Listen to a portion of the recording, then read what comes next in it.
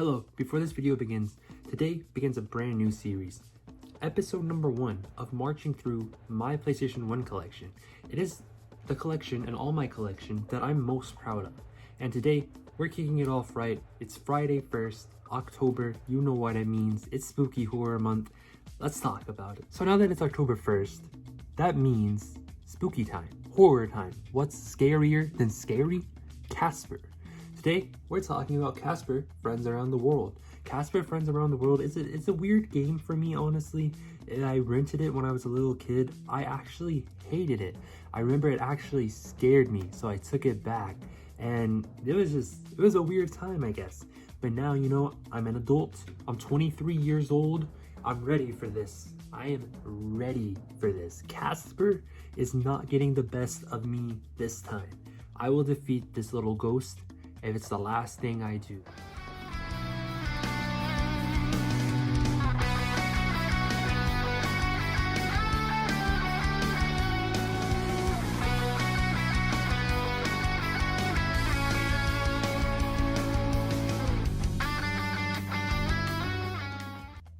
Look at this.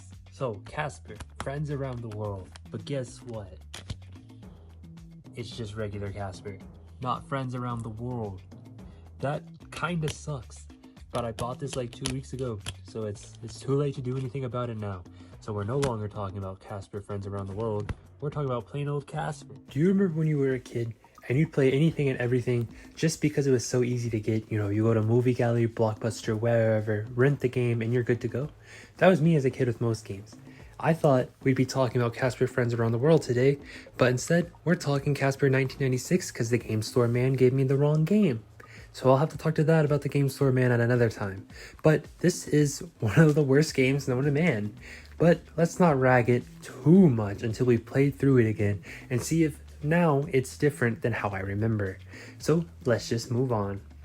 The main menu is atrocious, like absolutely atrocious. You can barely read it, even in HD. So I don't even want to imagine what my eyes saw in CRT.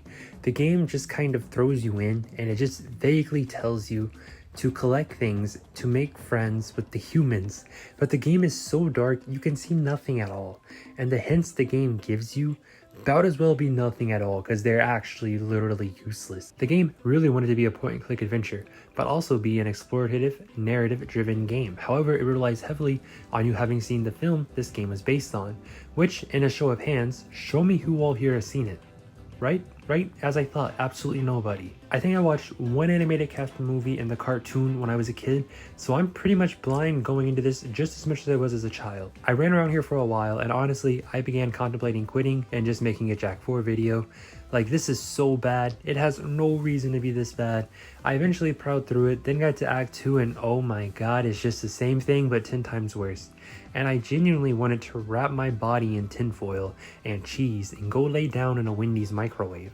At least then, the burns on my body would have an actual level design, competent sound design, and textures to match. This literally is the exact same as Act 1, but with different textures.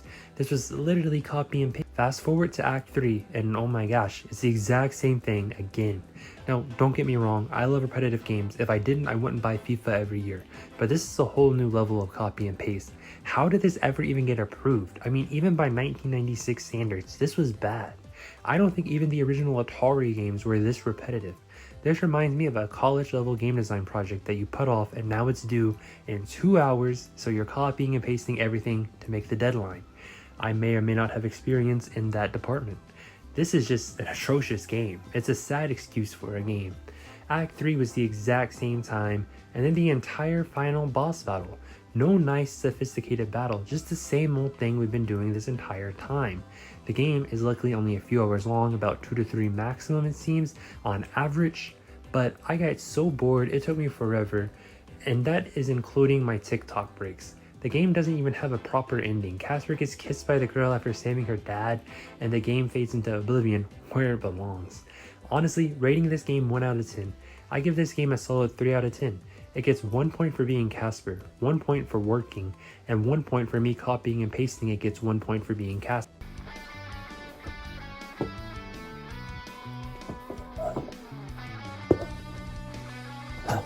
It's over, Casper. You can't hurt me no more.